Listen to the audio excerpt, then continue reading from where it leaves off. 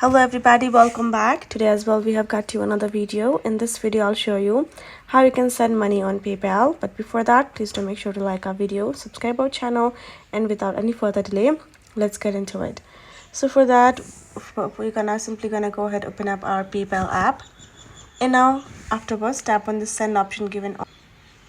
As soon as you do that, this kind of interface gonna pop up with some suggestions for you to choose a receiver to send money to. Otherwise, you can go to the search bar, type in their name, username, email, or mobile, whatever information you have, get the user ID and tap on them.